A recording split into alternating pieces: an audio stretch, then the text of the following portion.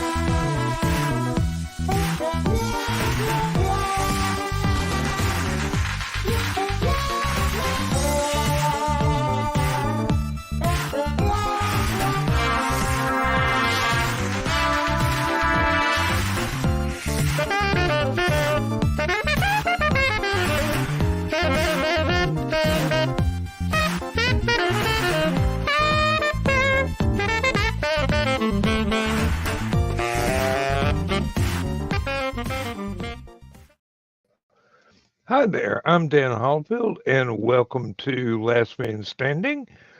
At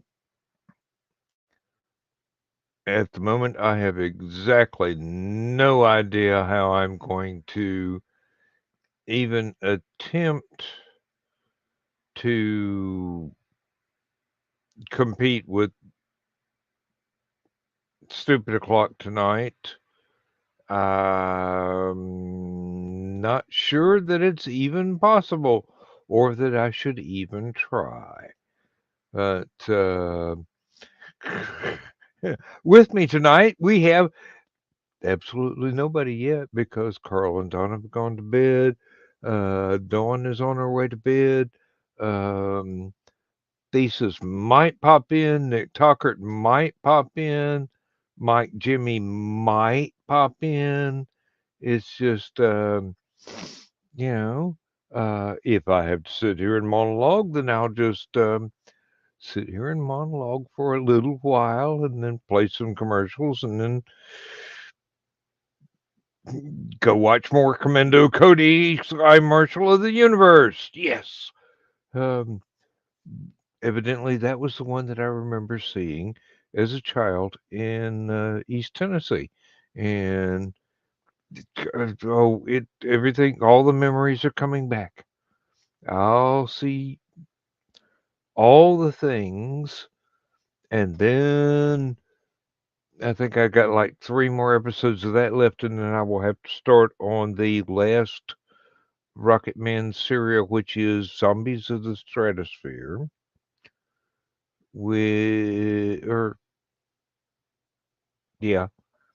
Confusing that with a book, Zombies of the Gene Pool, which is a very, very good book. But in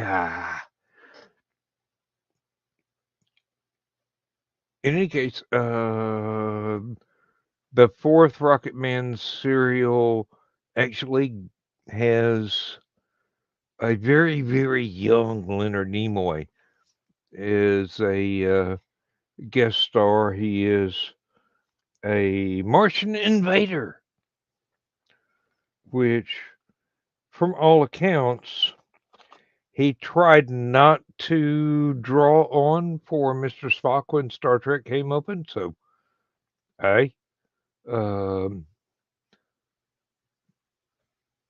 to be honest, there's a big difference between the two parts and the way he played both parts. Um,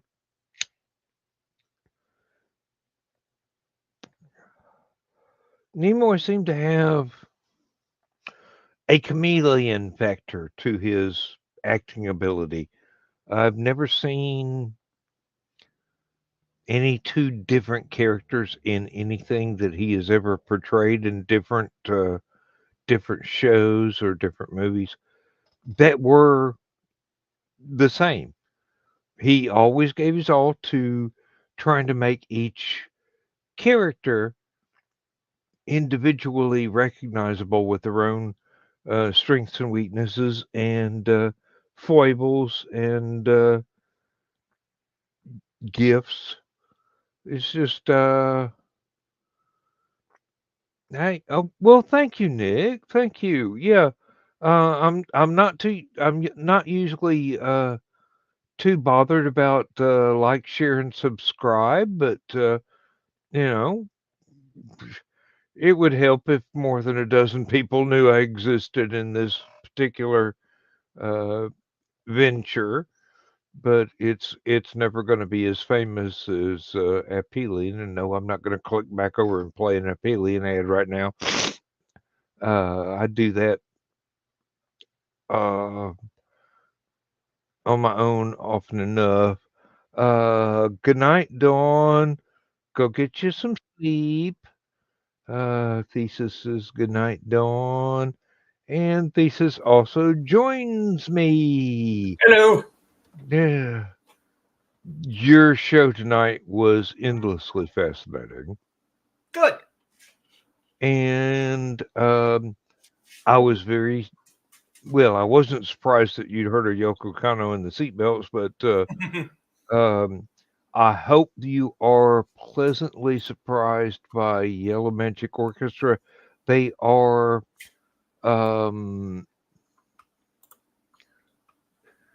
very reminiscent of early Tangerine Dream. Okay. I don't remember them having very many vocals, but the synthesizers playing against one another Okay. was really, really masterfully done. They did not get very many sales over in the southeastern United States. They don't get very much mention. But then uh, when I was uh, exploring lots and lots and lots of people who were doing synthesizer only bands, Mm-hmm. uh, only Kraftwerk got the big notice, and then you had Tangerine Dream, which, hey, if you're in the know, you'll check out these German guys. And then there are lots of um, I went through a large swath of record collecting where I would, if it was synth oriented, I would pick it up and give it a listen. If it was good, Yeah. I go and try and find something else they did and buy that too. And I mean, um, yeah, Keith Emerson, Rick Wakeman, very good. They can do just about any style on anything that they want, and might you know they might have an entire laundry list of synths that they play, and then with their left hand, uh, yeah, that kind of thing. And then you've got groups that are, hey, I've got a synthesizer. Hey, I've got a synthesizer. Hey, the next door neighbor has one. Hey, this guy down at the street has one. Let's get together and make a band. And they'd call themselves something funky, and Yeah. there you go. And there were a lot of, I do believe there were a lot of German groups that went that route. Some of them with guitars and bass and drums, as well as synths and vocalists, and some of them without many vocalists at all. Maybe there was one band called Colosseum, and then they reformed into Colosseum 2. They usually only had one, maybe two tracks on each album that actually had vocals. The rest of it was all instrumental. And they would just tear up the stage in live performances without saying a word. Just boom, you're right there. Mm-hmm. Let's see. There were a couple of others that I wanted to mention on your show, but it's really hard for me to remember. Uh, I mean, I didn't have a region specific focus. Yeah. Well, If it, neither did I really. I mean, I India, Mongolia. I was kind of going most of Asia with all of that one. yeah, the ones that I was listening to the most were um, Great Britain, Germany, Yeah. uh, a few from the U.S. that were just outstanding. I mean, Larry Fast and Synergy. I am not worthy. Um, seriously, um, Larry Fast is basically the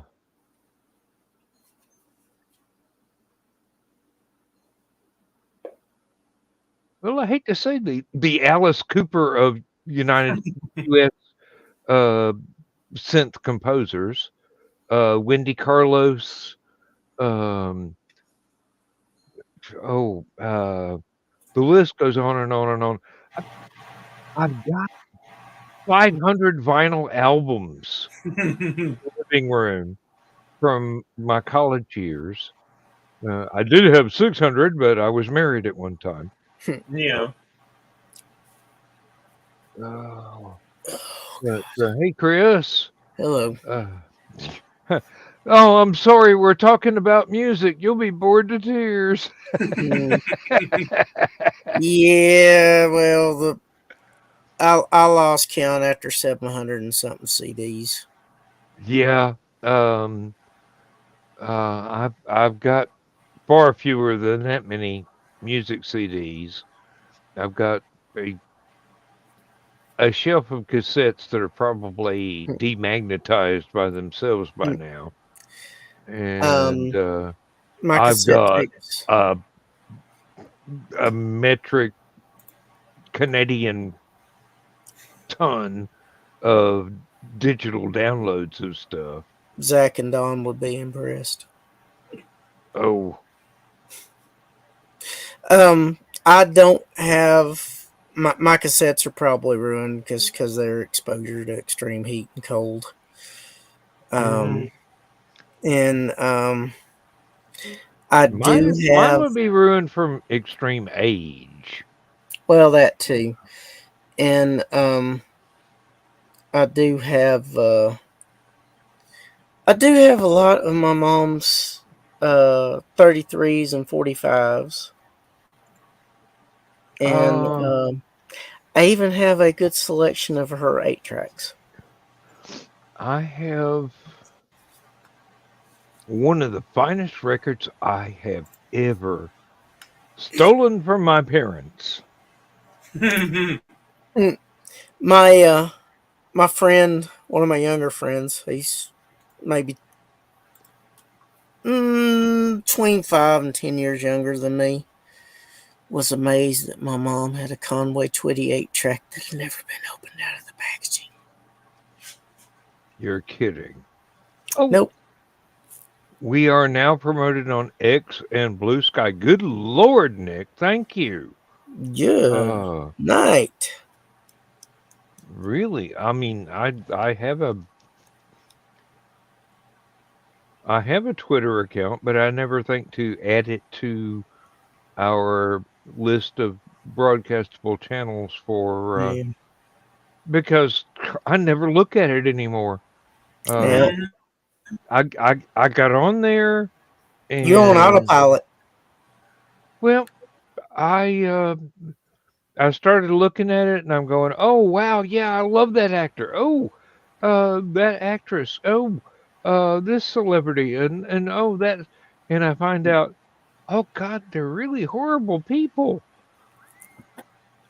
Yeah. And I just go, I don't have all day to sit and read limited tweets. You Yeah. know?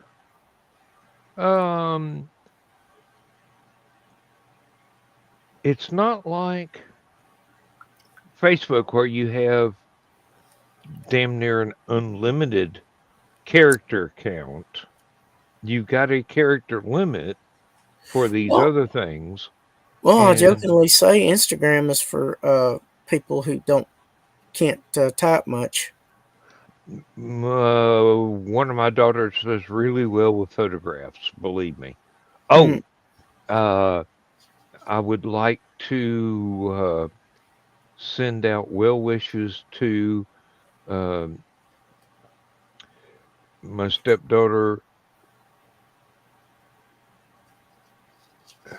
Lindsay's youngest daughter. Not going to put her name out here where people can try and look her up, but she fell badly and broke her ankle. Mm. And yeah, Hope she happened heals. to my dad once too. Yeah, she's going to be hurting for a while. Lindsay's going, it's too close to Liberty Con and everything else. I can't go to New Mexico and be with my daughter like I really, really, really want to because we've had these tickets and hotel rooms reserved. Mm-hmm. And quite frankly, I can't be trusted in a hotel full of pretty girls without my wife as a chaperone. So, yes, I could. Done It'd just be harder. Mm-hmm. No pun intended. No, it wouldn't. I got to go get something to drink. I'll be right back. You met my wife. You know I'm never going to stray. No, I've no reason. already got the best there is. Yeah, there's no reason for you Sorry, Foxy. Hey, Bladed didn't do too bad for himself. Hell no. Especially after seeing the video I posted to the Secret Humor group, I think I upgraded pretty well. Thank you very much. Yes, you upgraded very well. Definitely. And unlike her, she can. You got to keep clicking that. No, I do not want to upgrade at this time button. And on the bright side of things, she actually can make money with her talents. Yeah, that's true. That's true. Because she's a crafting guru. Mm-hmm. Yes. And if you have coins, she has wares. And one of these days, somebody's going to convince her to do voice acting. And she is going to rake in some money. Because she has a beautiful voice.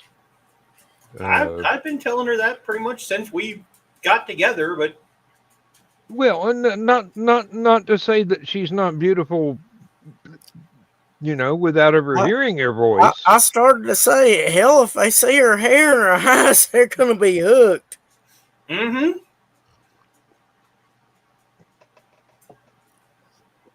Oh, I mean, the voice but is just icing on the cake.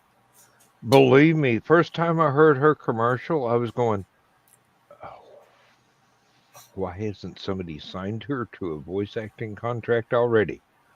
I Mm-hmm. know several people that could do good with voices. Unfortunately, one of them wears his emotions on his sleeve and he gets himself in trouble because of that. But he's got a great voice. That happens. Um, All right, let me go get something to drink. I'll be right back. sure. I knew a guy that was into audio productions quite a bit, and asked friends to send him little bits and snippets of different voices that they did, and I sent off a few samples of different accents and voices and characters that I could do. And he's going, "Why the fuck aren't you in this business already?" And I'm going, because I wouldn't have time to write. Yeah. That's the same reason that I don't narrate more of my own stories and put them up there, because that would leave me with a production time of recording something and uh, snipping out all the spaces and ums and ahs, Mm-hmm. and then putting it into a usable file and trying to find some,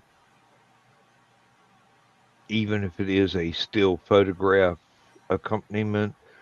Thank you, Nick Tockert. You gave me a chance to do that with the old Dan story. That I pulled the accent from my childhood in Appalachia. My family, my elder family at that time, yes, um, they had that voice, that accent that I could do, and the old Dan story came out really well as an audio. I It did really not was. expect it to, but it it did. It really did. was really well done. I was really impressed. Well, I do my best, but like I said, I can't I can't turn that into a regular thing without neglecting carpentry, plumbing, gardening, Mm-hmm. writing, everything else that I need to get done around here. Um, and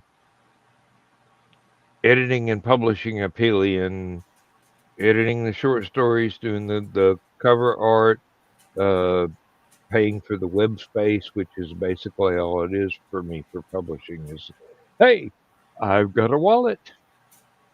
What do you want? Uh, um, but I have managed to parlay that into um, being welcome at several conventions just for Aphelion, Mm-hmm. and Hallowcon for being who I am. Yep. Um, uh,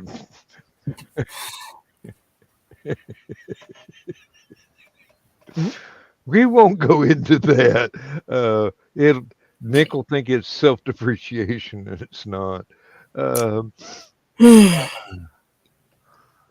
I do what I do. I'm good at what I do.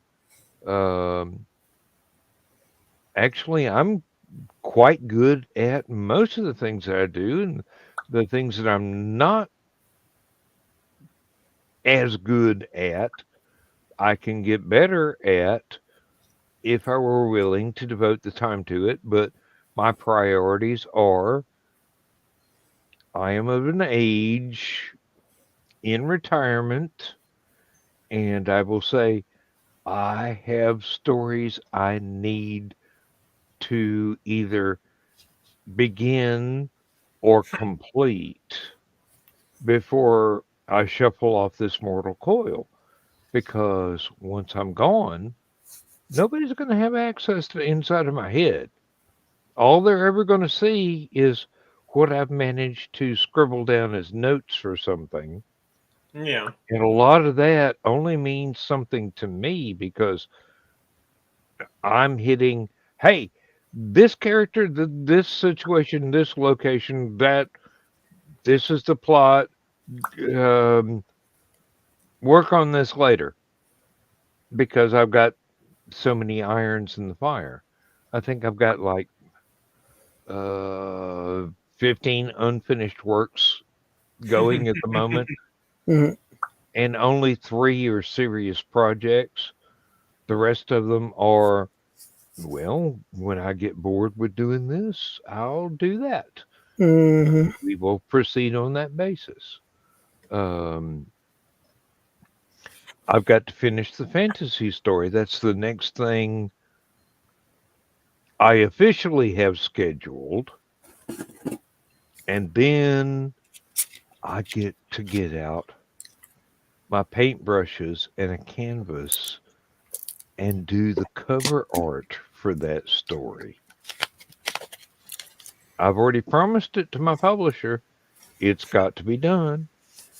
He's got two of my other things that are finished and ready for review and being handed over to an editor that can tell me, oh, Mhm. you lost the thread in this chapter, but you picked it back up in here. Let's see if we can bridge the gap. That sort of thing. Uh, that Nick, just because I'm aware of my limitations, and my limitations are not my talent, which is infinite, I have yet to explore all of it. It Mhm. doesn't mean that I'm fantastic, but I'm pretty damn good.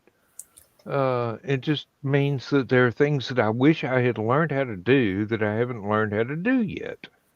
Mm-hmm. Um, blacksmithing I would have learned how to do if I'd had a chance to apprentice myself to anybody um, in my area.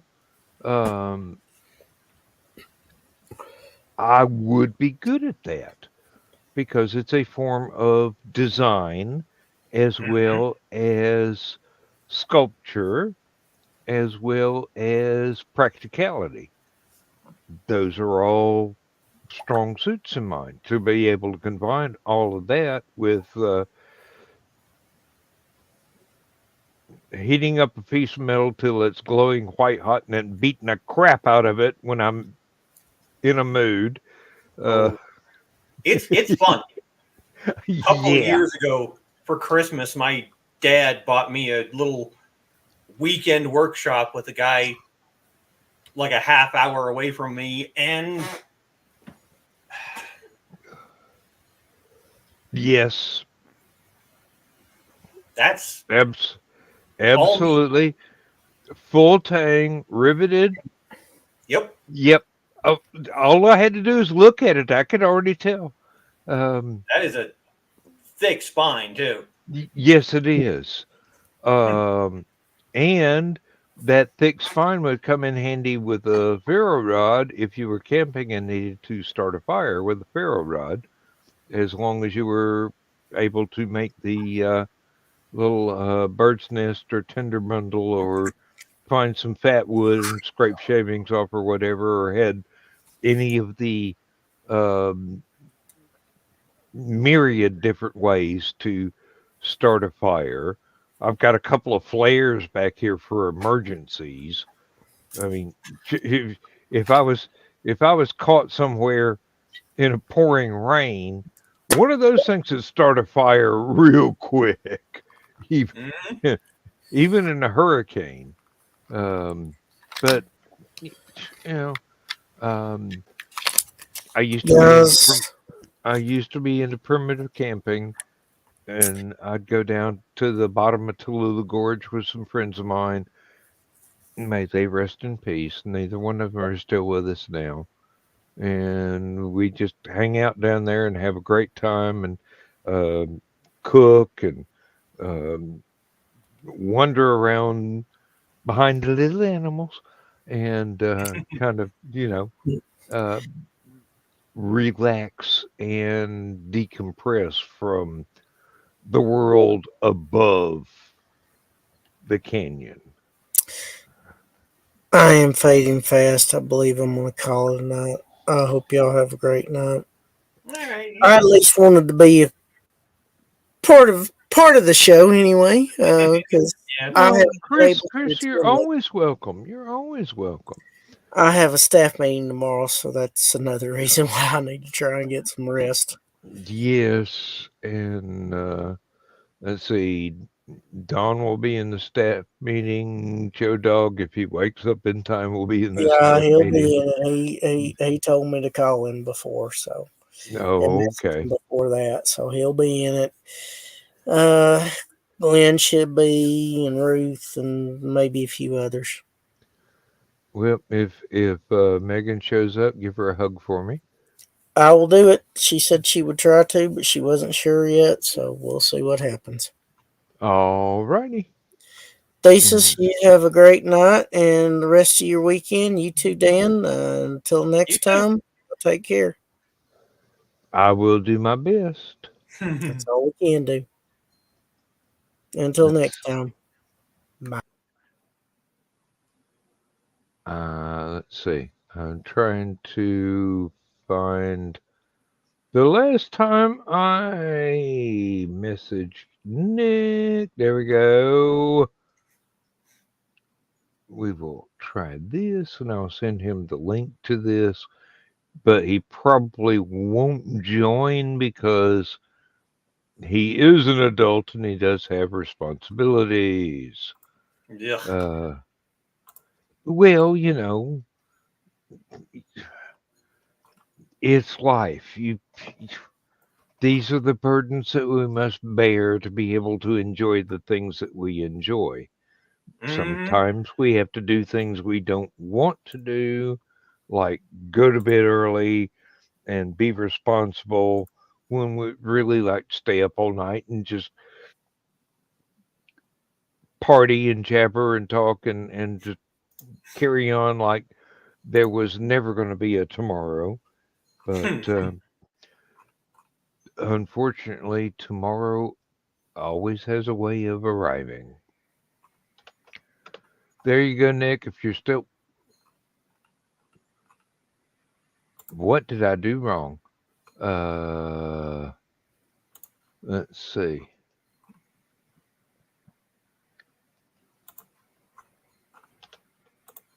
There we go. Evidently, I hit the wrong key on the keyboard. Uh, it happens. I am not by any means infallible. Uh, oh God, I need a haircut real. We got to So do go I. to LibertyCon in 11 days, and Lindsay is working convention staff uh, in the uh, in the con suite.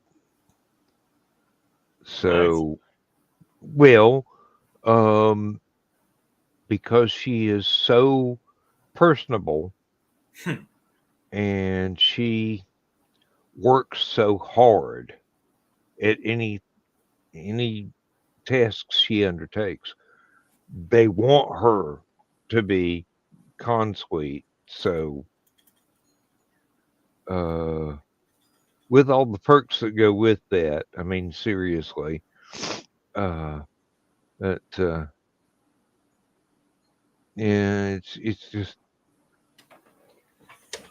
she worries so much about things that happened in the past and will never happen again that she works herself into a I don't know if I want to do that. Yeah, and then she winds up having a great time. And sadly, waist deep in trying to clean up for guests as I receive a new desk to help rearrange my study. Well, hey, congratulations on the new desk. Yes. And so he has to work. Okay, well, it's all right. I'm quite certain we can entertain people for a little while longer, and then Yeah. if we get tired of it, we just go. Good night, everybody. Watch Dawn waving her little rainbow covered sock puppet and get out of here. Yeah.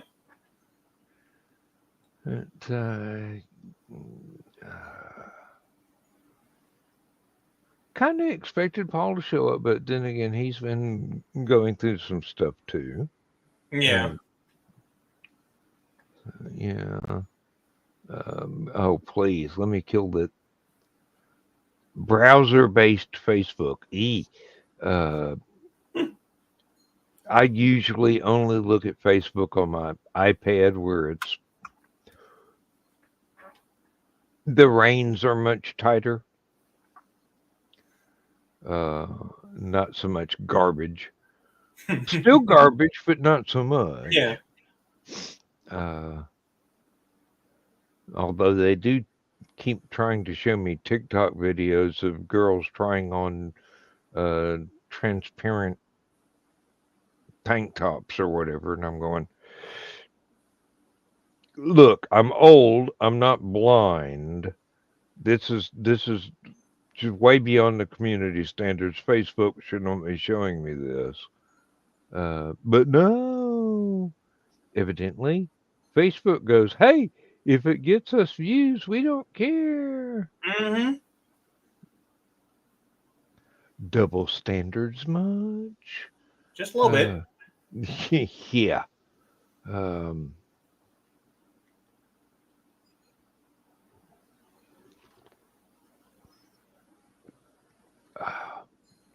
I spent a good part of today going through YouTube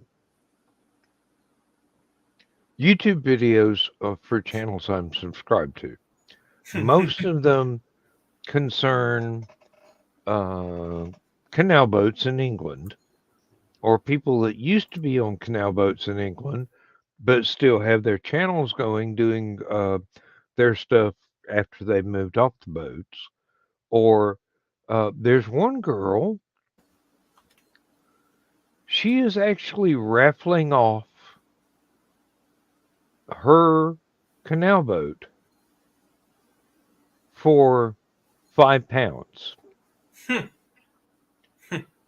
And she will choose which contributor of which £5 gets to own the boat she now lives on. All right. And she is trying to finance having a boat custom built to her needs. Wow. She needs about 60 grand. Mm. Her boat is valued at 50 grand. Resale value right this minute, as is where is. And it does need a little bit of tender loving care, but not an awful lot. It's beautiful inside and out. She has a wood-burning kitchen stove that heats the entire boat. And it's a very, very famous, very antique brand that if you could find one, it'd be worth a bucket load of cash. Yeah. And the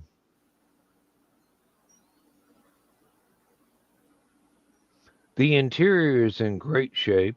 She's done wonders with it. She has um, redone all the windows. They're not double glazed like you would actually need for the climate in England to reduce moisture inside. Um, there's a lot of condensation with single glazed windows in boats because a foot, 2 feet of it is underwater, cold water, and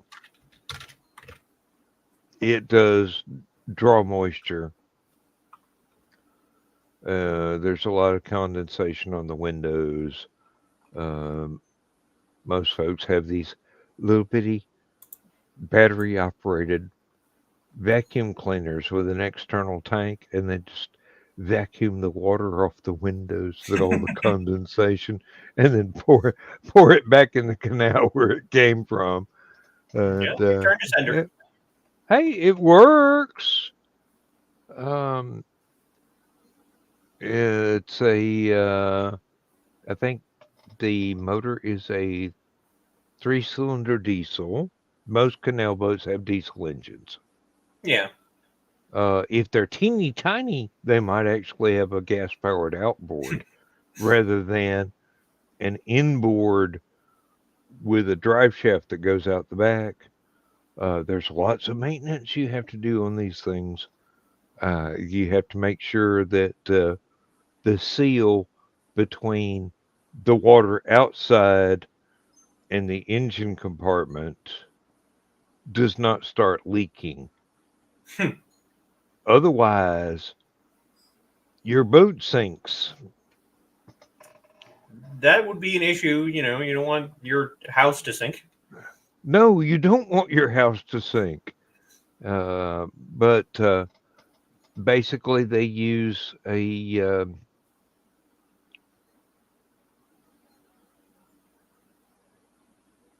I can only think of it in terms of farm equipment. It is um, a non-sealed bearing. It is mostly sealed, but it's not completely, totally, imperviously sealed. So every day before you start the engine and move on, you have to pump it full of grease, which closes off any path for water to come in. As you run the engine, that grease gets heated up and drips out and thins out. The next day, you've got little teeny tiny drips of water coming in. This is why you have bilge pumps to squirt the water back in the canal where it came from. Well, I mean, seriously, um, it's not rocket science, but it's kind of like owning a Harley Davidson. You know how the old Harleys would leak oil anytime they weren't running because they had to be at operating temperature for everything to expand and not leak. Same sort of thing.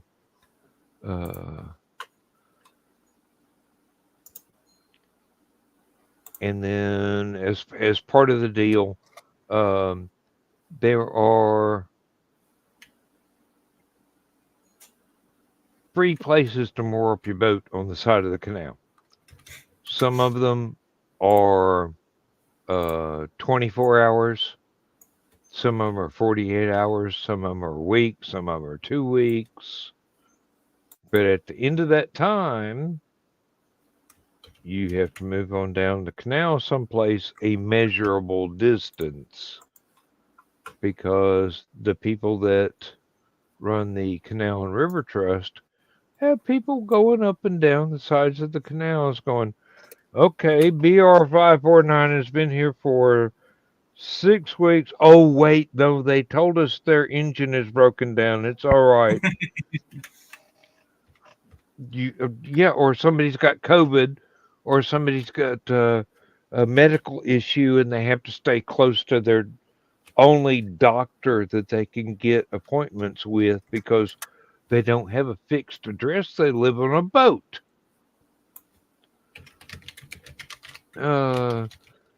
There are. It's not a hard and fast rule, but you only have to move about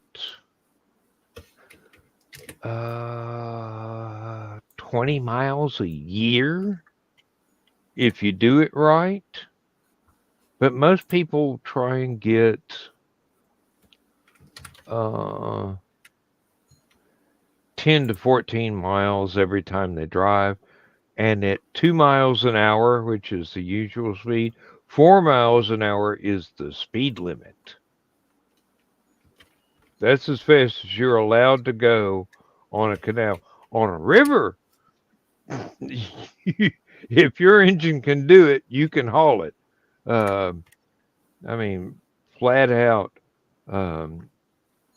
But on canals, if you go too fast, you risk pulling boats that are moored up on the bank away from their moorings, or you risk damaging the banks themselves and causing it to cave in and the canal to drain out into the neighboring farmland. So you don't want to go too fast.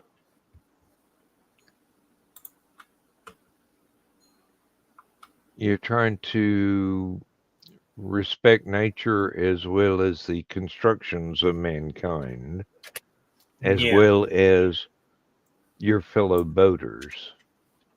It's not like Florida where you don't care as long as you get past them before they sink. Yeah.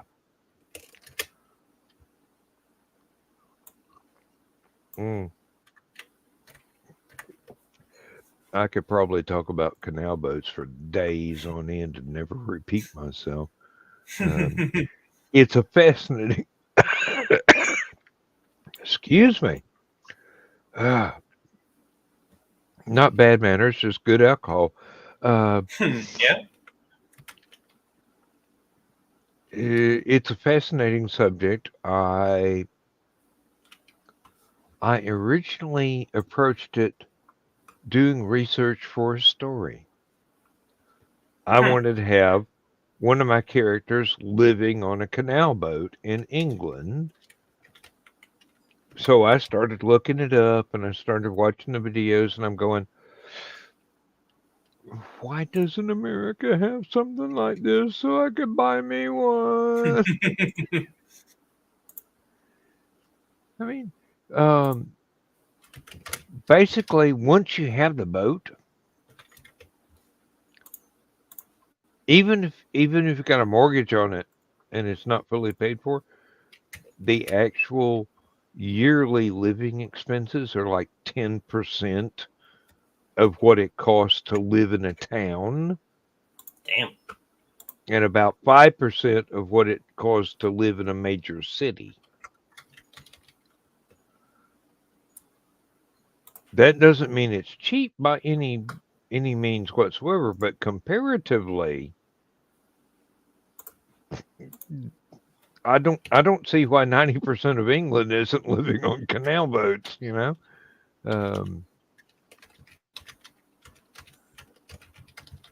And there are marinas, just like we have marinas here for people that have cabin cruisers or whatever. You pay your mooring fees, and you get shore power, and you get a connection to a water spigot where you don't have to cruise out and fill up your water tank or whatever. depending on what style of toilet you've got. You might have to unhook and go to a pump out station, or you might have to take your toilet cassette to a place where you can empty it and rinse it out, and or there's even a composting one, which is getting much more difficult to accommodate now because there are very few places that are taking composted toilet waste as a legitimate refuse. And then there's one that is propane powered that actually incinerates the waste. And you only have to take the ash in a teeny tiny bag, and it's you can dispose of that in any normal trash receptacle along the path. But yeah, it's complicated. I know entirely too much about it. I talk about it entirely too much. It's fun. If we had something similar over here, I believe I would have found my retirement home. But we don't have almost anything like it. No. The Erie Canal is still in existence, but it's a totally different prospect, totally different rules. Inland waterways, yeah, you can navigate that. That's even for quite a large boat, you can navigate that. Up and down the Mississippi or the Missouri or any other big river, you can do that. You can go through lots and lots of connected lakes that the Tennessee Valley Authority has got in and around Tennessee. But as far as being able to traverse 90% of the country on a boat, the U.S. is kind of too big for that, too varied a climate, and not built that way. We went towards railroads and highways rather than canals and waterways. I think we shot ourselves in the foot with that one from a fun standpoint.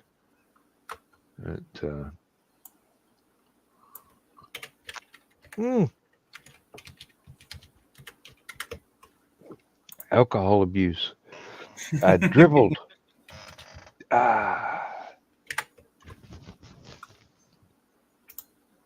No, there are some nights when it doesn't matter how many painkillers I take.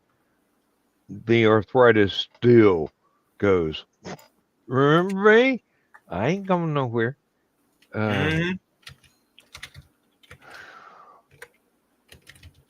But most days, the weather must be changing. We must have another storm front coming in about 2 days, maybe 3 days, because I can feel it. You know, that old saw about old folks being able to predict the weather by how much their bones hurt it's true. It's totally true. And it goes for anybody that's had a major injury and had some surgical repair done to that, especially if you've had to have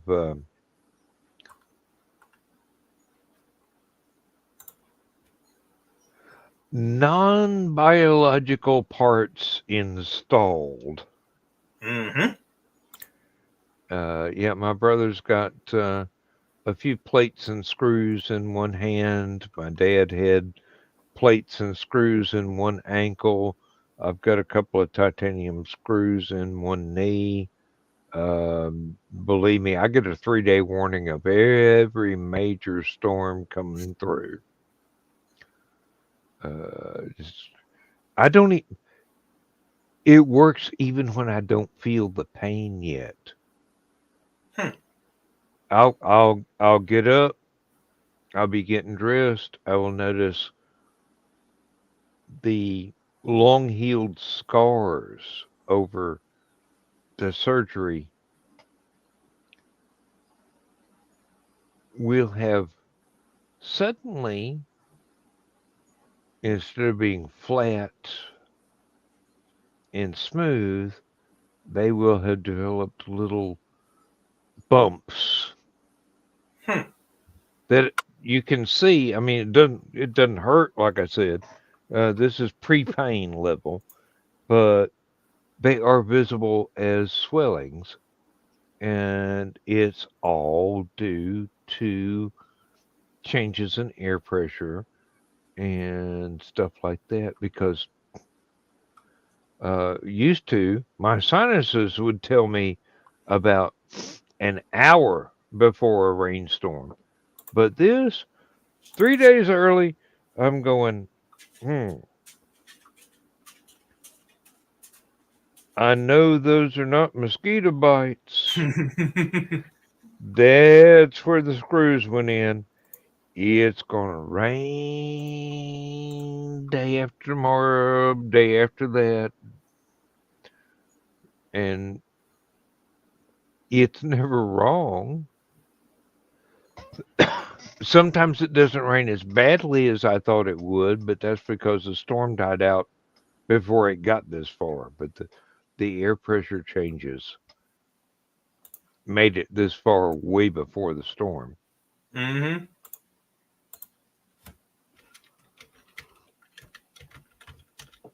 People who suffer migraines can also achieve this little magic trick that I'm quite sure we all wish we didn't have access to. Yeah. Um, Actually, I think you're probably fairly lucky. The weather out in Utah is kind of stable. Most of the time, yeah. I mean, there's been a couple of times where we get snow in, late March, but for the most part, it's pretty well, leveled out. So I can usually tell when things are going to change.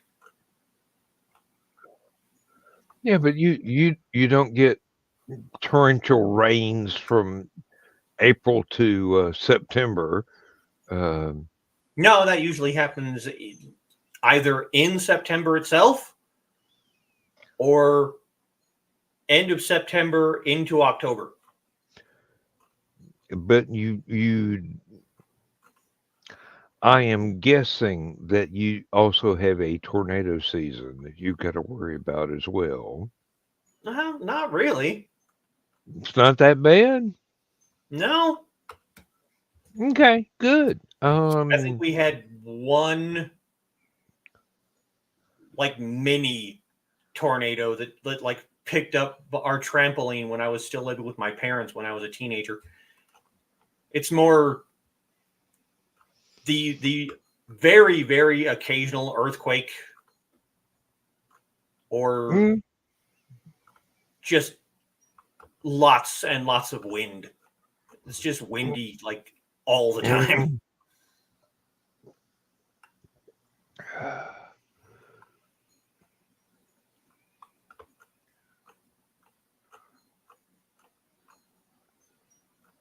Why am I trying to remember whether or not they had to check the weather on the Bonneville salt flats for the high-speed car tests? I mean, land speed records were set there. It has to be fairly stable as far as weather, because Yeah. a good stiff breeze in the wrong direction, when a car is traveling beyond the sound barrier, Mm-hmm. would really ruin somebody's run. Um, if you're traveling almost 800 miles an hour, you don't want a good stiff breeze to lift the front No, end of your no. car off the ground. Um,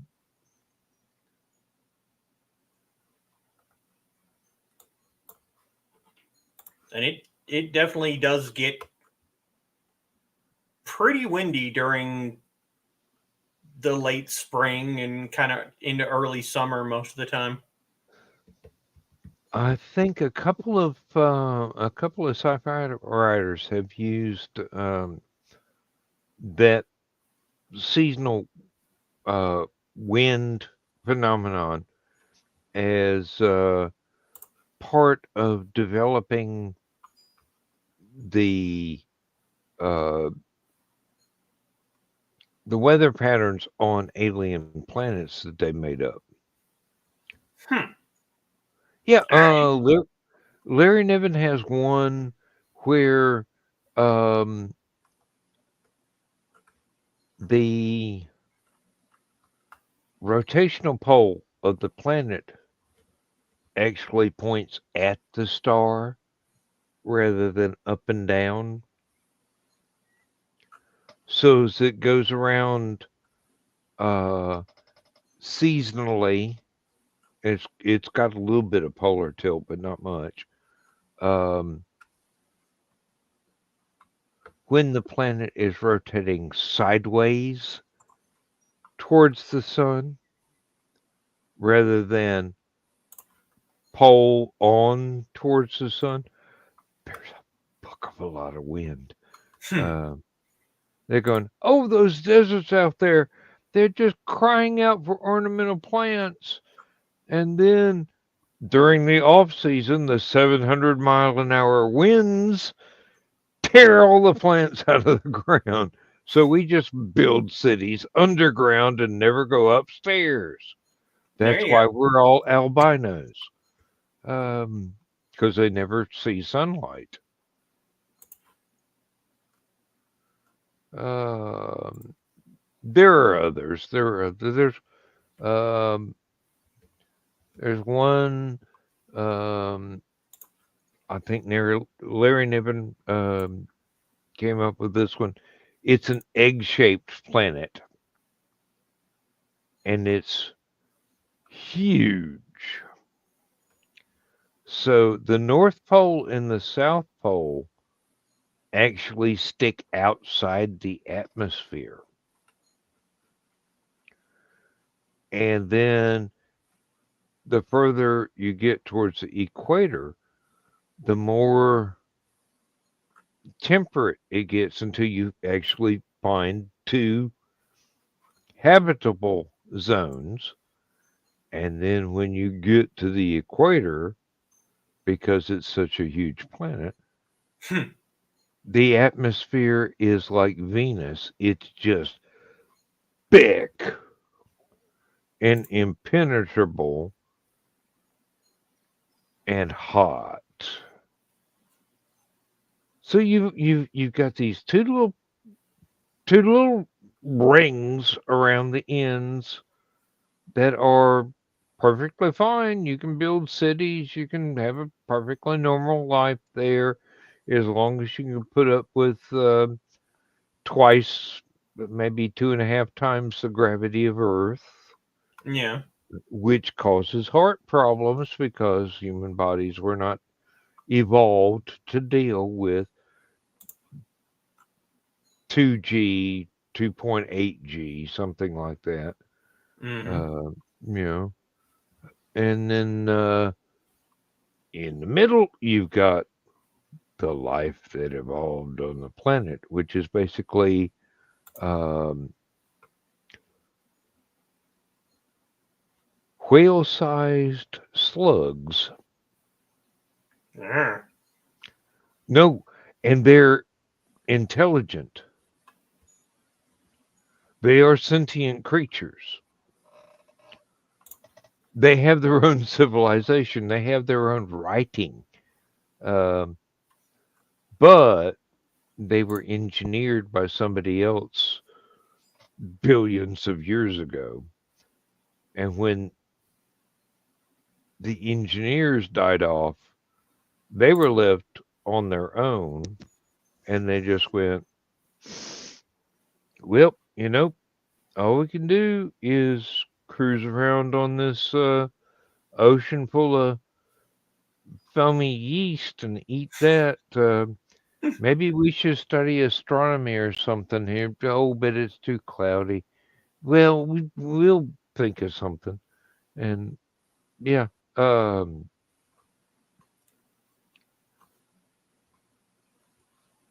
Larry Niven is a fantastic writer. I highly recommend him. I can't say where to start. I really can't. He's got several different, I don't want to call them pocket universes, but he's got several different playgrounds he can write in. And he allows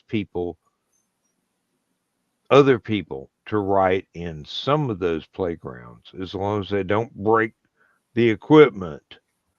They can't destroy the playground. But it's all fun stuff. Larry's probably, oh God, he's close to 90 now. He's probably not going to be writing too much more of his own stuff, but he'll pass on ideas to other writers and go, hey, I can't do this, but I'll look over your shoulder while you do, and I'll give you hints and tips and show you some tricks. And, hey, it works out just fine.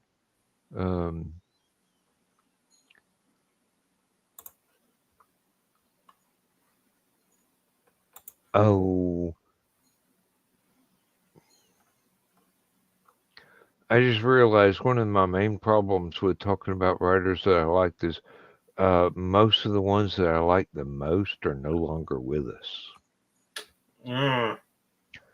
Yeah, I mean they were there. They were producing books every year when I was growing up, but now that I'm an old guy, I've outlived them.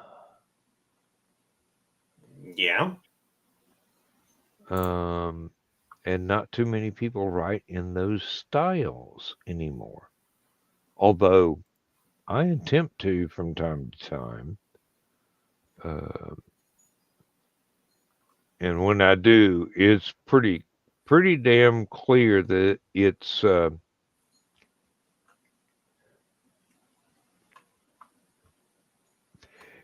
homage. There's that word again. Mm-hmm. But yeah, I do try and pay respect to those particular universes that I borrow things from. Yeah. Oh God, I owe Fred Saberhagen a big debt.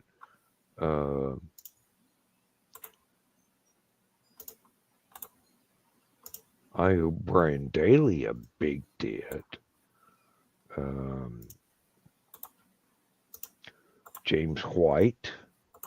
I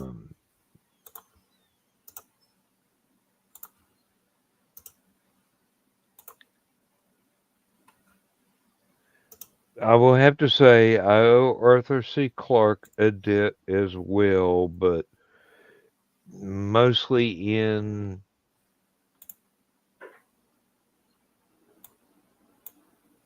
the subtlety I use for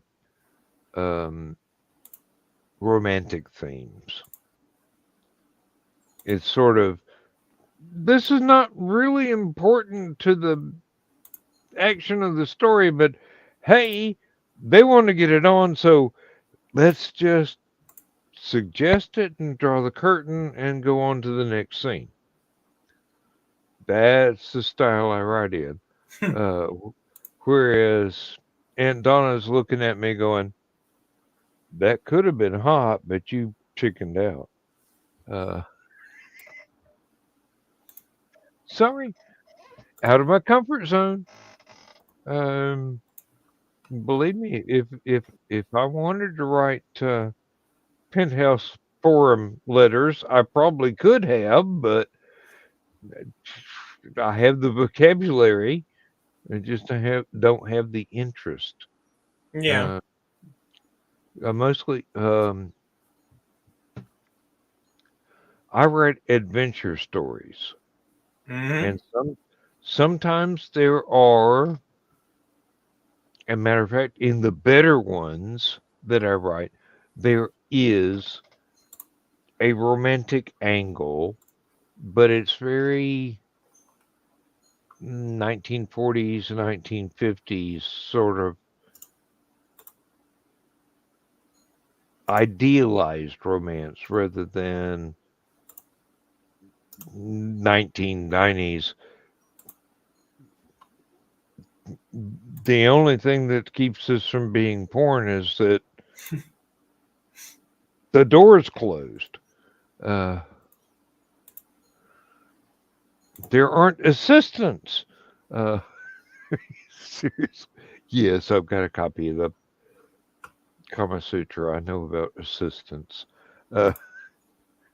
Somebody got to hold your leg up when you're in that position. Otherwise, you're going to fall down. You're going to tear something. And if they're not careful, they're going to tear something of yours.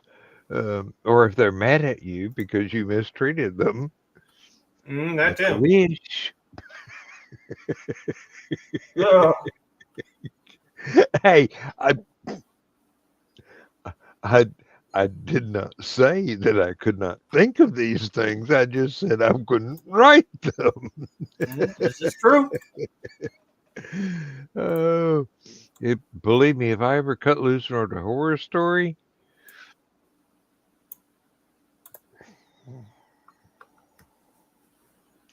it would either be a great hit or people would be demanding that I got locked up as a menace to society. Yeah. You can't think of these things without having actually done them. And I'm going, yes, you can. Yeah, I can. Oh, yeah. I'm a high functioning sociopath. I can do anything I want. Thankfully, what I want is not for anybody to know I exist except for this stuff. I'm surprised I didn't adopt a nom de plume when I first got started. Then that would give me perfect anonymity. Oh, God, I said that right after 2 shots of whiskey. Good Lord.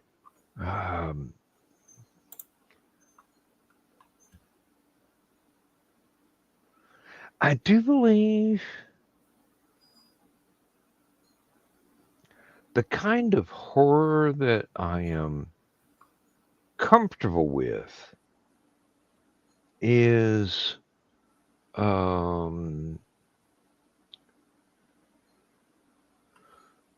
say the classic Universal monsters, Frankenstein, Wolfman, Dracula. Well, Dracula was not Universal, but yeah. Hammer. Thank you, Christopher Lee. I don't think Universal did the Bela Lugosi Dracula, but I could look that up if I really gave a shit. Although another director used the same script in the same sets, but filmed Dracula with different actors in Spanish for Mexico. And it's actually supposed to be from the edits that were done to Lugosi's version and the edits that were done to the Mexican version. It's actually supposed to be even more of a horror story because you can get away with more stuff in Mexico than you can in the U.S. Yeah. Like that's a story that needs to be told. Uh, yeah. Invisible Man, um, Creature from the Black Lagoon. Mm-hmm. That I like the whole series, but I the third one I think they really I can't believe I'm going to say this talking about a movie about an aquatic monster. They really jumped the shark on that one. All right. Oh, good Lord. Uh, if you watch the original Creature from the Black Lagoon, it's half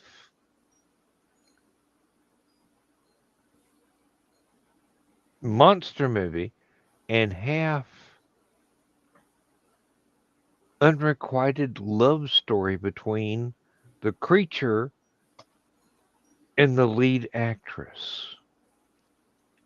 Because she doesn't know it exists, but he's going, oh, wow, mammals are hot. I want some of that.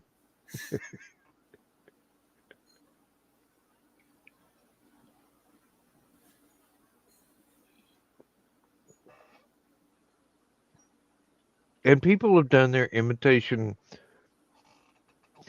excuse me, not imitation, interpretation of a she creature. Mm-hmm. And usually it's one of those, we got a bunch of teenagers playing beach blanket bingo here. And then all of a sudden, we've got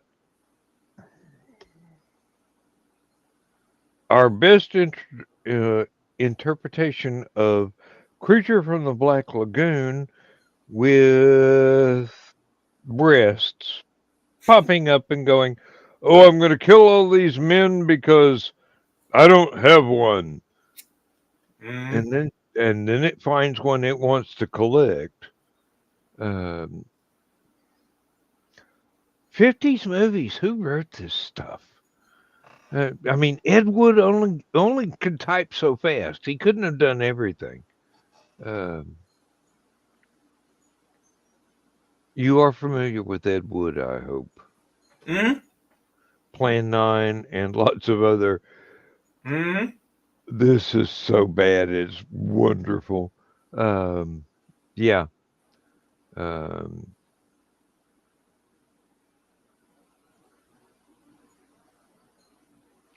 oh, there's one I never forgot. I don't know who wrote it, who produced it. Teenagers from Outer Space.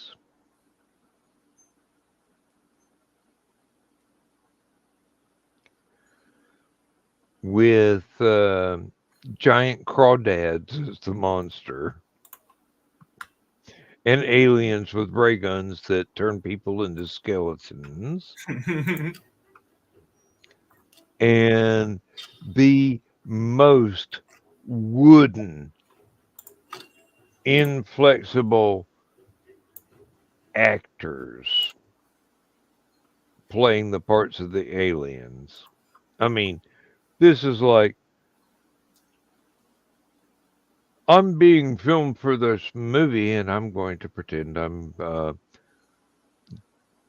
taking the oral exam for my college dissertation, so I have to show no emotion whatsoever.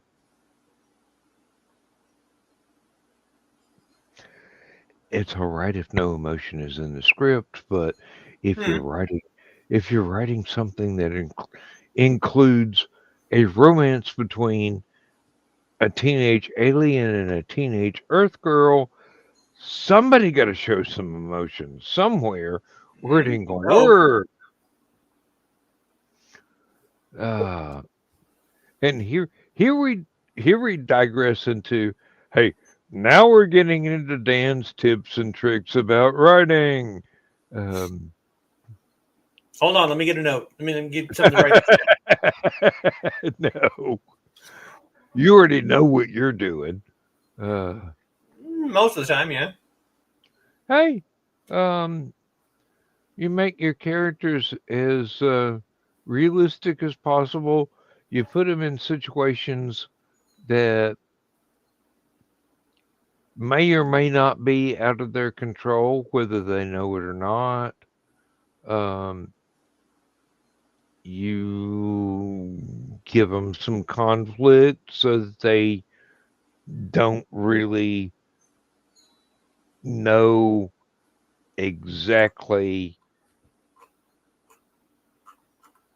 how they should proceed Hmm. to achieve the aims that they already know they desire.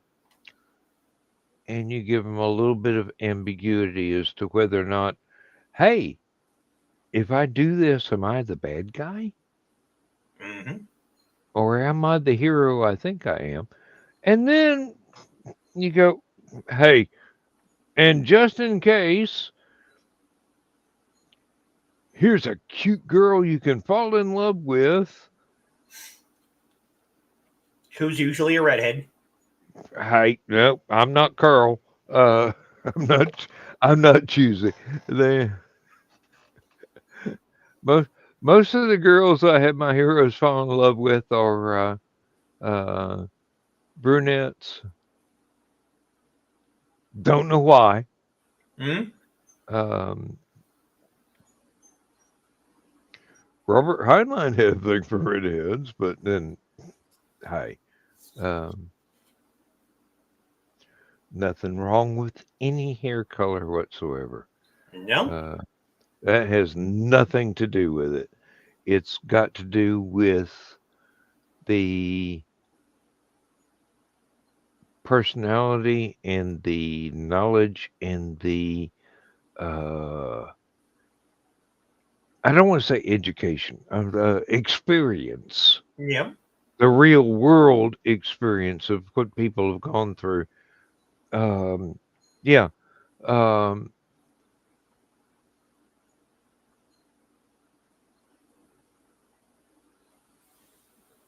Dad fell in love with a coal miner's daughter. Uh, Extraordinarily capable woman. Um, I've fallen in love with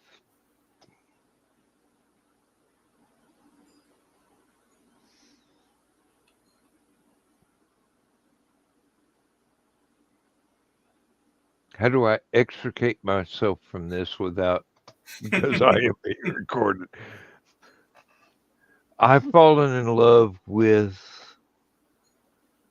women that reciprocated my attention, whether Hmm. they were good for me or not. Hmm. Thankfully, Lindsay is good for me. Um, Before that, it didn't work out, but um,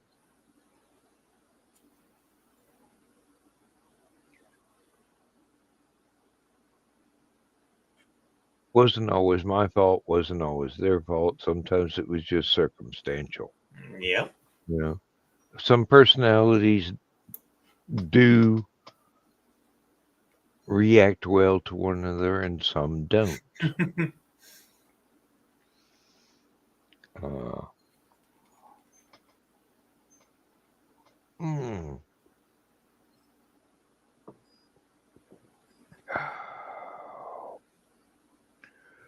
Smooth, real Better be. I paid enough for it. Yeah. Well, I'm going to have to run down the hallway. If you would recap some of your show tonight, where you were talking about the different music that you enjoy, Yeah. and I'll try and not take too long. All right. But just monologue for a bit. No, I You think I can can do do it, that. and I'll be back in just a few.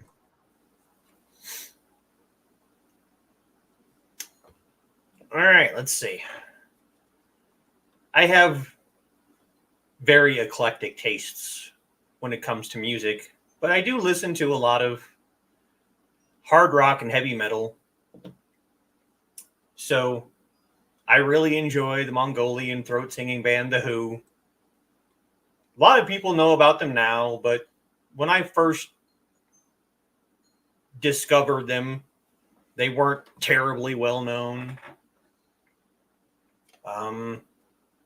Indian folk metal band called Bloody Wood, also exceptional musicians, very, very just genuinely good people. Last Successor is, I'm pretty sure, a band that not a lot of people know about. Jay Cho, Jackie Chan. There was a lot of things that honestly I didn't even really get into earlier that I probably could have talked more about. I could have gone more into some of the Japanese artists that I listen to. I just mentioned one, which, baby metal, just because it's fun. It's fun to listen to these cute little Japanese girls singing about chocolate while you have this really, really aggressive music in the background. It's just a really weird dichotomy that I just enjoy it. I'm weird that way. Talked a little bit about Jackie Chan, because the man is just an amazing singer. Started in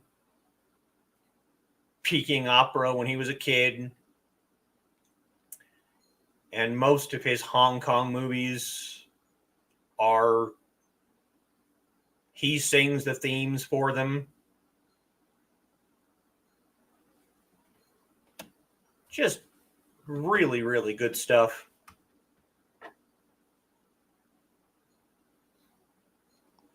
Yeah, I'm glad you recovered that Jackie Chan began his career in the opera house. Yep. And at a very young age, he was trained to be a classical singer.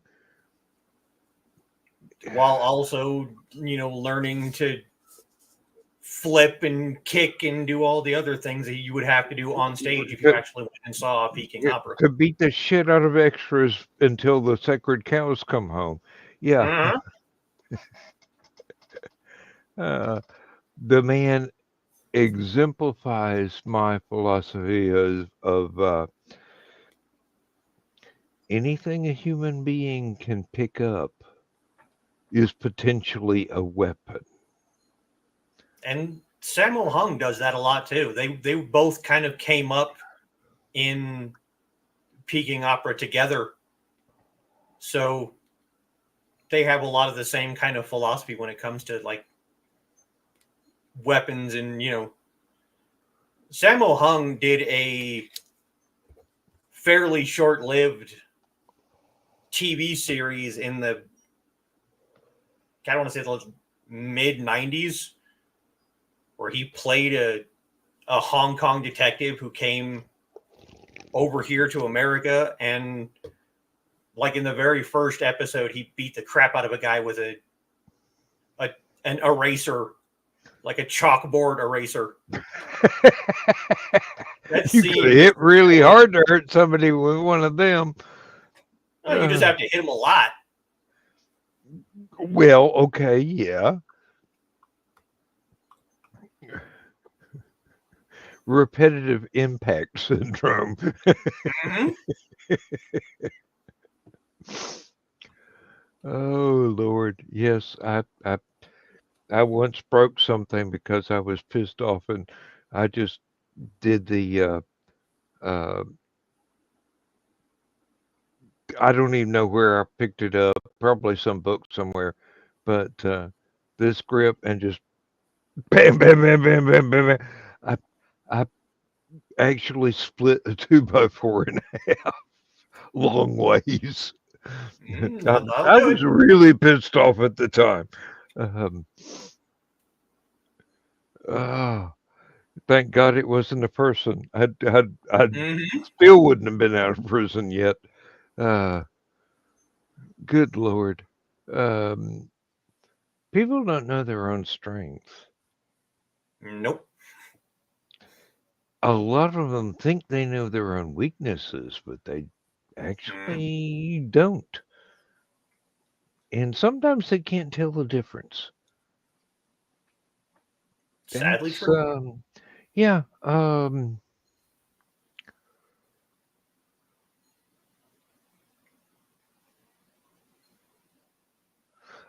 there was one thing I cannot remember who they are. It's a couple of little girl singers and a fairly decent band. They did the original Teen Titans animated series theme song.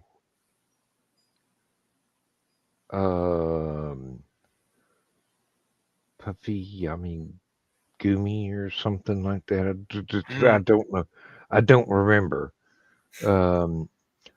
I looked into some of the other stuff they did, and it was,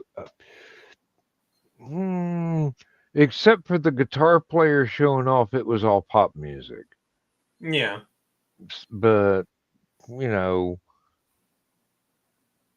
Teen Titans theme was pretty fucking cool back in the day when it was new. Before they went into the let's make all the characters balloon animals and make the script stupid. That's the thing with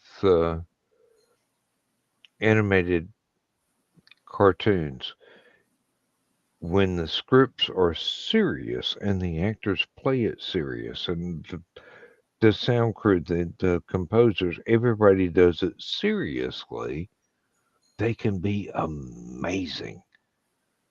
But when it is, hey, this is for 4-year-olds so that they don't notice that their babysitter is watching Days of Our Lives. Let's just cut loose and make it silly.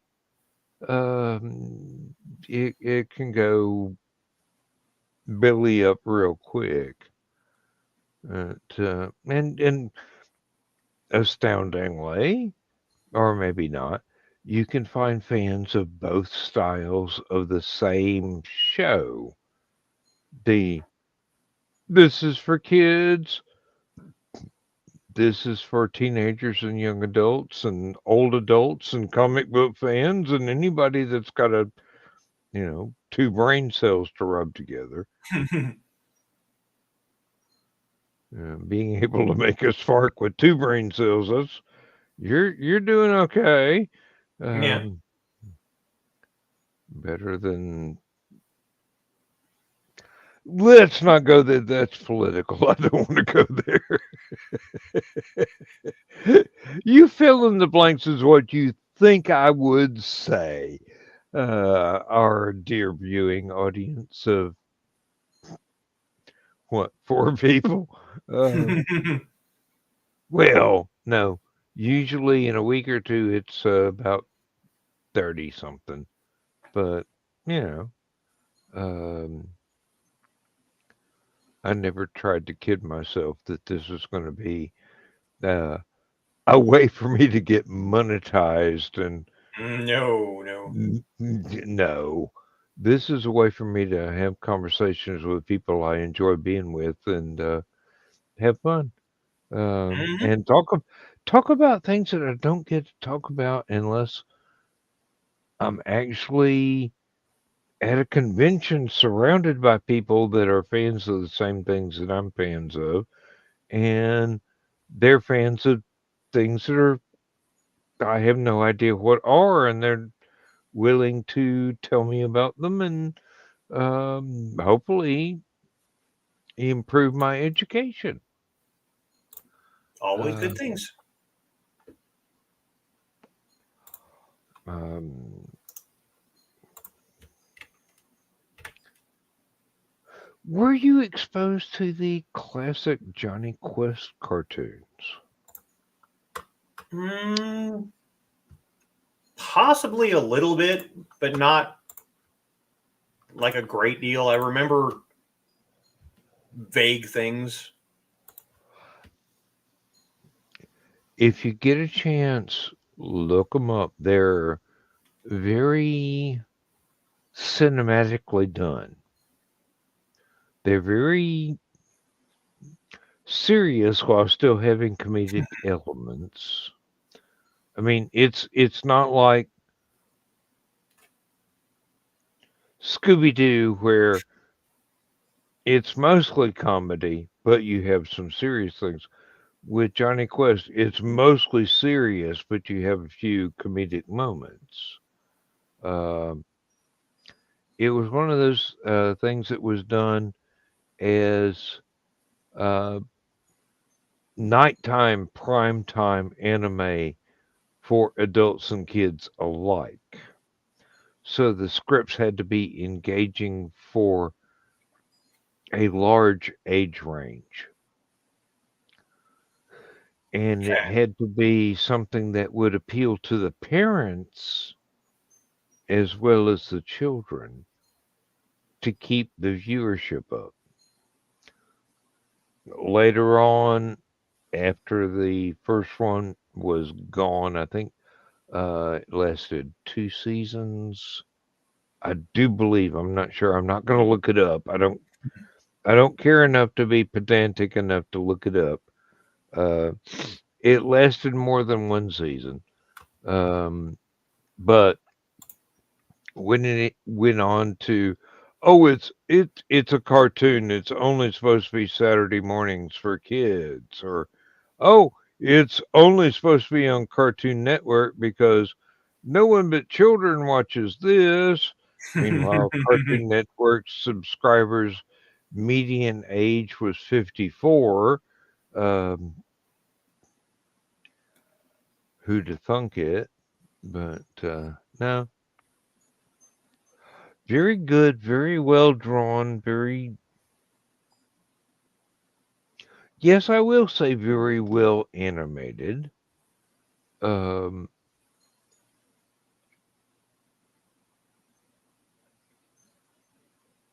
general age group, engaging scripts, uh, not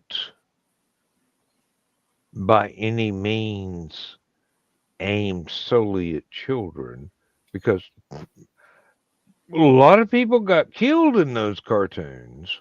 Yeah. Now in the sequel series, they kind of went, this is for kids, which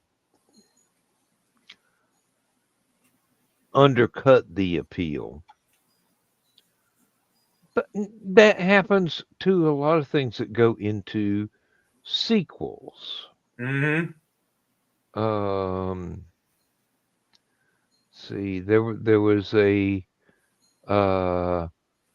direct sequel, and then there was a CGI animated.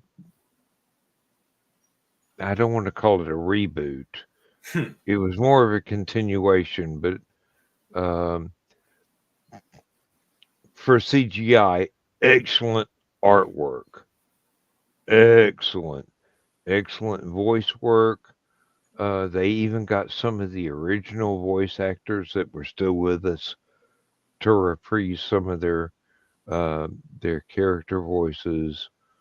Um, Fairly decent scripts, more fantasy than the science fiction it was before, but really effective, really, really effective. Well worth the investment of time to explore it at least once. Um, Surprised there was never a live action. Hmm? That would have been one of those things that would have been, I think, a Star Wars moment. A live action Johnny Quest.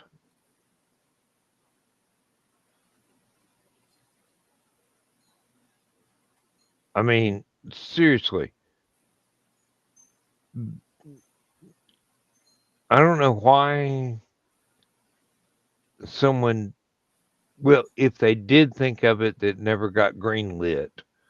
And if Hmm. they didn't think of it, shame on them. It should have been. Uh, it would have been one of those adventure shows that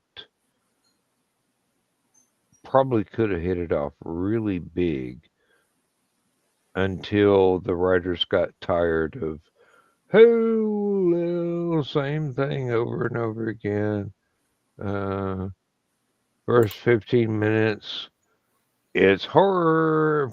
Second 15 minutes, it's mystery. Third 15 minutes, it's plot twist. Hmm. Fourth 15 minutes, it's let's tie up the loose ends.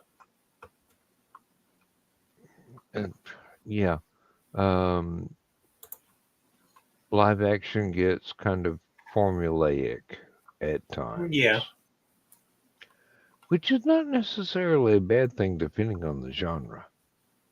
I mean, you don't want space opera that isn't formulaic. Otherwise, it's not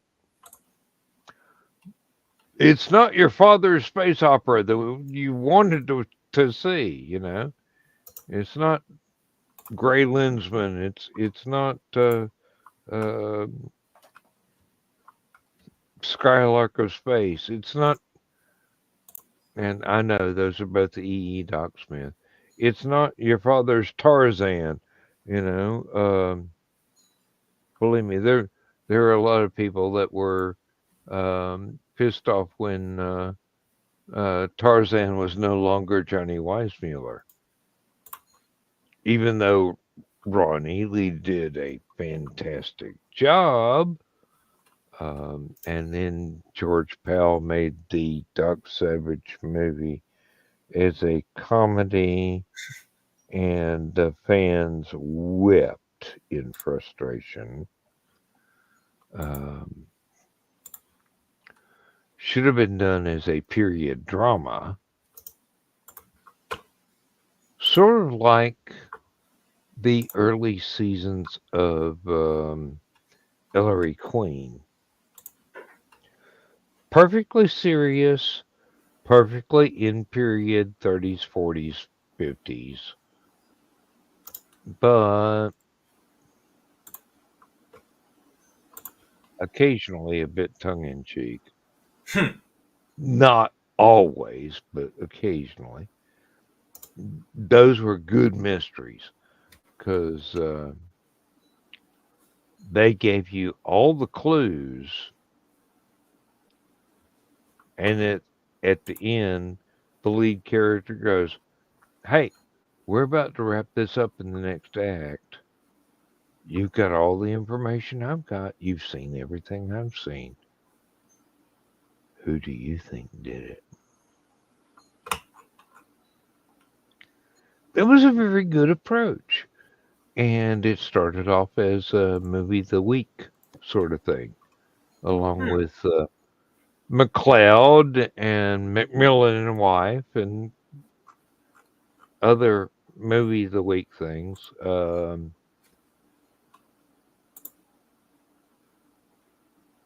God, there was a crime-solving set of spinster sisters, not to be confused with Scissor Sisters, but you know, That'd be a different show on a different network. it really, the old ladies had better makeup. Let me tell you.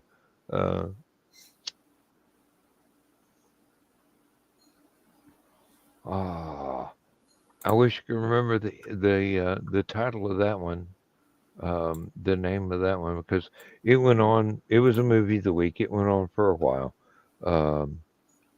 There was one. I know I've got it. I know I've got it in my watch later, but it was actually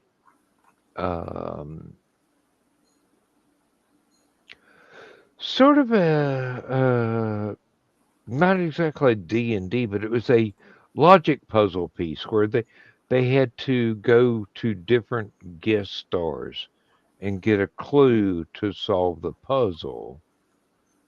One of the guest stars I went to was Alice Cooper, and he got to perform sick things on national television.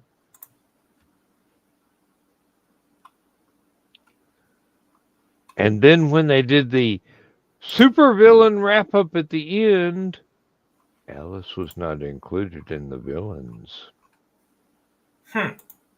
He was just a clue, not one of the conspirators.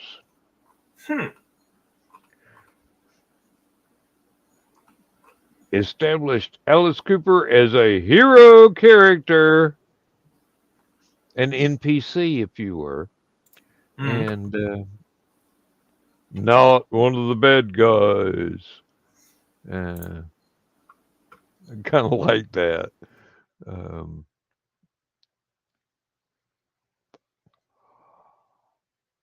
Alice Cooper writes some of the best love songs that anybody has ever written. I mean, seriously, the guy pours his heart out in some of these things. This is not just my opinion. My wife thinks so as well.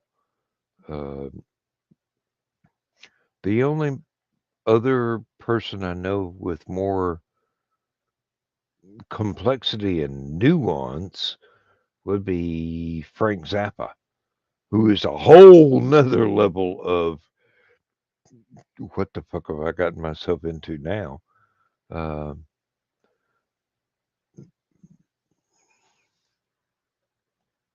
Frank did not care. If it rhymed, he would put it together. If it went from 4/4 to 32/68 time to 7/8 to God only knows, he'd write it down. He'd make it as sheet music and teach the band how to play it. And they would perform it live flawlessly, or he would make them do it again until they could. I have some sheet music for stuff Zappa wrote. And I can compare it to sheet music of Black Sabbath, for instance. Makes Black Sabbath look like Mary Had a Little Lamb. It is not simple.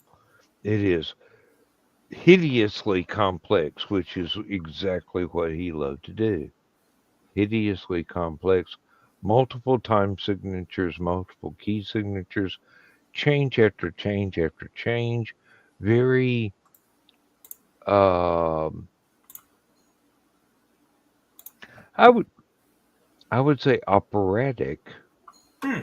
switches between different acts, different movements of a song.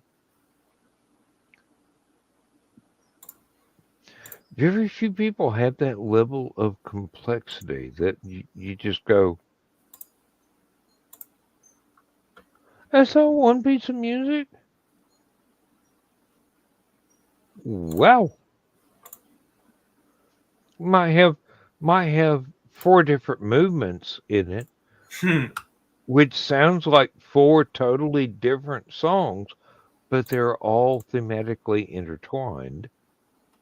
Um, Zappa is was an incredible composer and musician. He was a very good guitar player. I still miss him. You can tell because I'm not getting used to the idea of him being dead yet. Yeah. And he's been gone for a while. Um,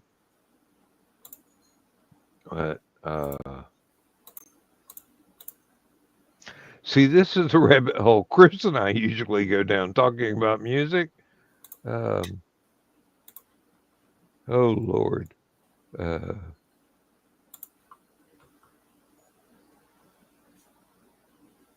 I don't know how familiar you are with Zappa. A little bit. Not that was kind of before my time. So Well, it happened to be beginning a little bit before my time, but my time was right in the middle of it. I hmm. mean, but he didn't do a whole lot. I've only got like 75 of his albums. Uh, and, he he has been an inspiration for me musically because of the complexity that he would put into things. Yeah. But it's nothing I could ever even attempt to duplicate because, for one thing, I don't have vocalists. For another thing,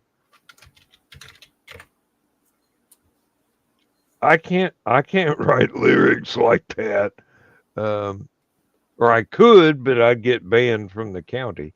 Um, but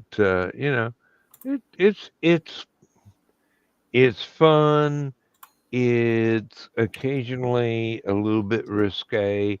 It's occasionally a lot risque. And for Frank, there were no sacred cows. He'd poke fun at anybody at the drop of a hat. And if you didn't like it, tough. It still sold 1 million copies, so he didn't care. Um,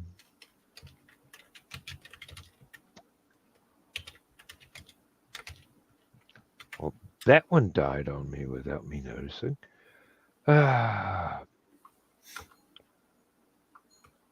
Oh, we're only about 6 minutes away from the end. Yep. Yep. All right. Your next show is going to be 2 weeks from now. Yep. 22nd. All right. And you have yet to decide the topic.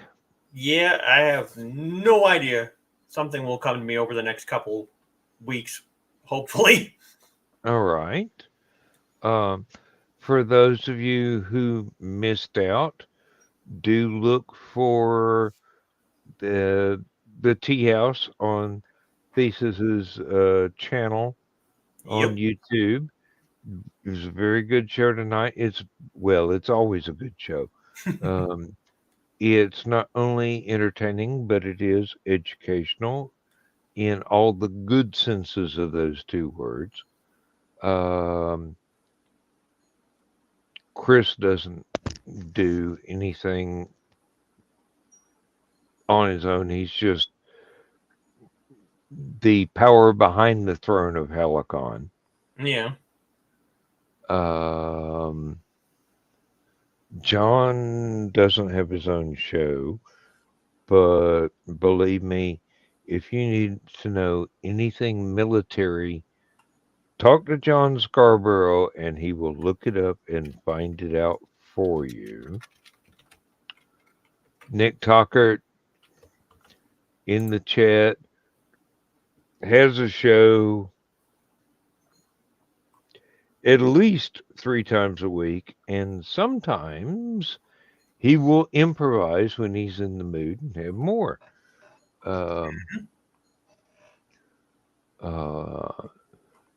Dulas is one of our favorite. Shall we call her a publicity agent because she promotes people? Yeah, that's probably a good way to look at it. She finds folks and she goes, "Hey, you're really cool. I'm going to tell people about you," and there you go. Also, look up IndieCD.com for our merry band of independent creators and everything that we do. And that is continually updated by Joe Bachman, whom we owe a great debt to. Very, very for it. much. And look up The Rising Tide and Brian K. Morris, another mentor of independent creators right there. Fantastic writer. Do look up Carl Whitzman, Definitely. Donna Carly Carleen. Do look up Michaela Jade, especially if you like spicy stories, because Donna and Michaela are quite good at those. Mm-hmm. You believe me, guys, you might want to go put on some sweatpants before you read this stuff. Your blue jeans might get kind of tight on you.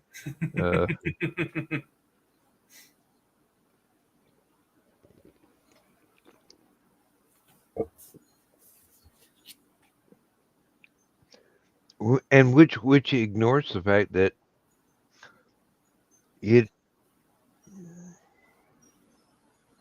I won't say that either one of them write mainly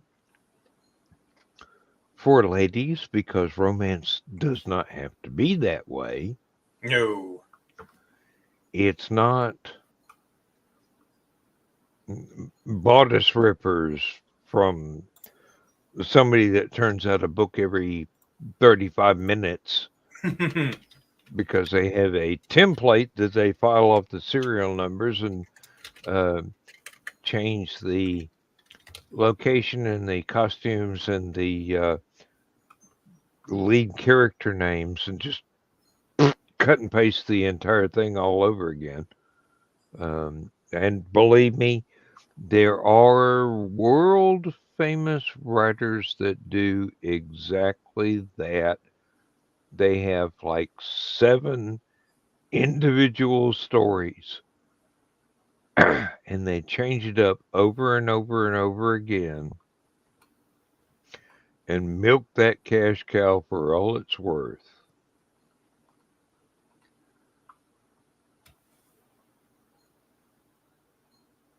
Indie CD, Rising Tide, that's not what they do.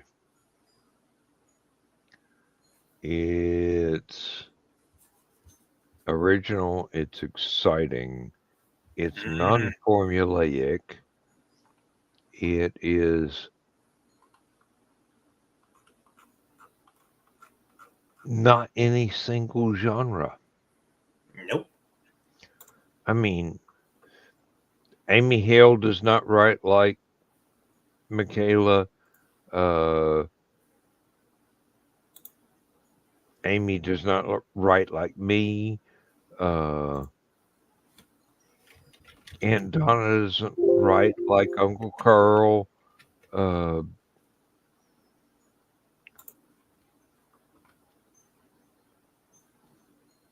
Thesis doesn't write like me. Foxy doesn't write like me.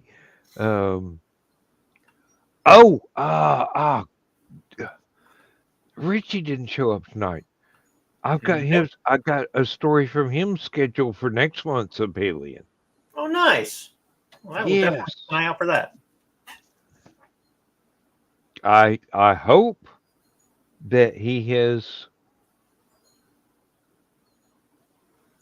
finished all of his revisions on it. Otherwise, I'll have to do it all over again as the web page. But Yeah. It's a good story. It really is.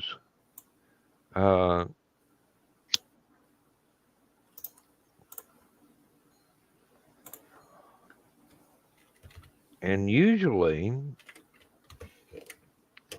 when Richie sends me something, I don't have very many edits I need to make on it. Mostly it's just, I think you need a comma there. Hope you don't mind an Oxford comma, because I'm going to give you one right now. Believe me, if Aunt Donna sent me something and I go, oh, I think that is an Oxford comma, and I go, wait a minute, Aunt Donna wrote it. Nope. As is where is. She does not like Oxford commas. My wife is going, I will defend the Oxford comma to the end to my last breath. This is the hill I will die on. And I'm going, honey, you grew up in the same town that Arthur Conan Doyle walked. Yeah. Believe me, I learned my usage of Oxford comma from Jules Verne, who would often start a sentence, continue it for 23 pages, and end it on a question mark.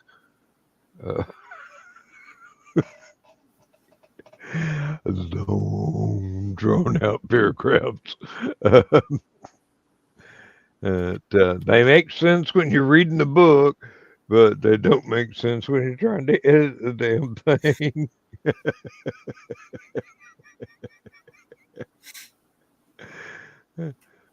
It's like, hey, if you heard somebody read it, it would make sense. Yeah, but I can't find anybody that can read this.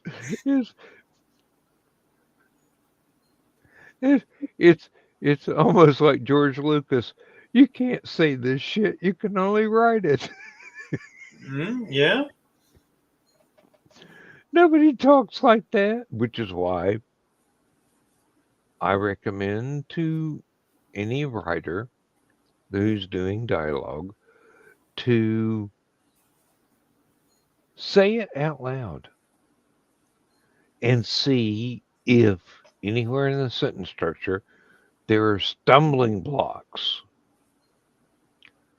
If you can make it sound conversational, the reader will not have a problem with it.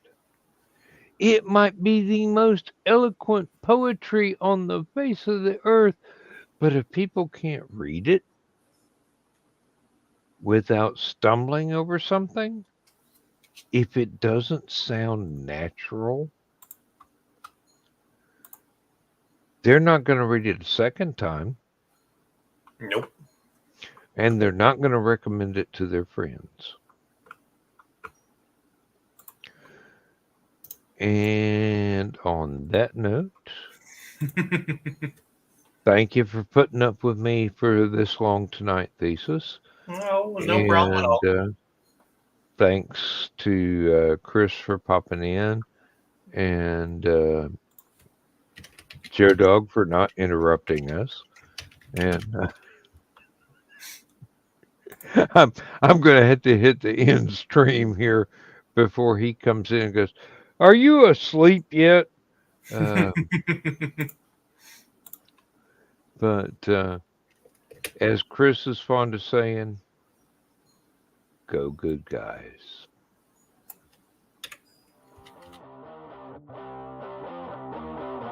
Transmission overload. System will shut down.